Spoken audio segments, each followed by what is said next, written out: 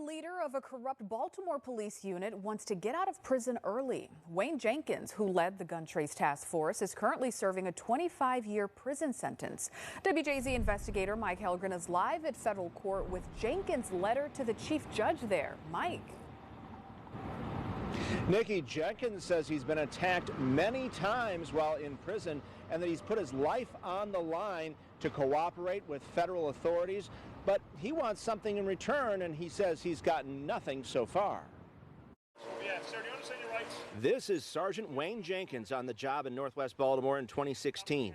Jenkins, once lauded by Baltimore police for getting guns off the streets, was arrested less than a year later and eventually sentenced to 25 years in prison. He targeted citizens, stole and sold hundreds of thousands of dollars in drugs, and caused a 2010 crash that killed an elderly man whose family previously spoke to WJZ Investigates. We find out that corrupt cops who swore to protect and serve were nothing more than criminals.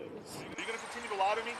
You moved the car and then we Now Jenkins wants out of the Lexington, Kentucky prison where he's serving time, sending this letter to the chief judge of Baltimore's federal court. Jenkins says almost immediately after his guilty plea, federal authorities sought information from him on investigations involving government officials and other officers. He writes, he provided that assistance to a great extent, and that assistance spans several years, including even after Jenkins was shipped off to prison.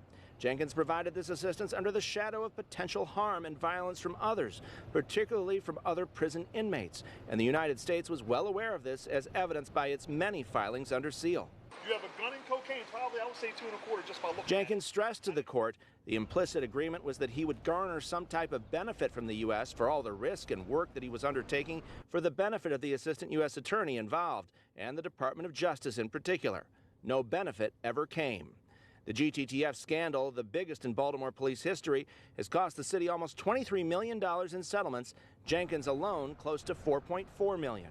Did you for a minute not realize that this stuff you were doing was incredibly wrong and betrayed your oaths? An independent task force investigating the GTTF's crimes said Jenkins was not helpful to them and wanted a movie producer to sit in for his interview, a process he drew out for a year.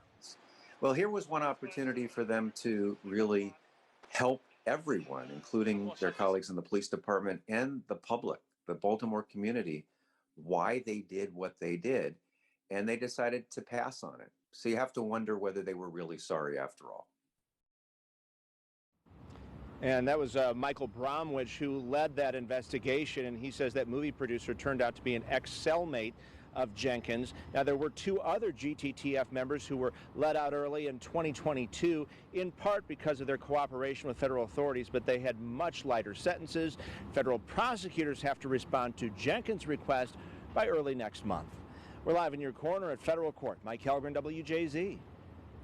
All right, Mike, thank you.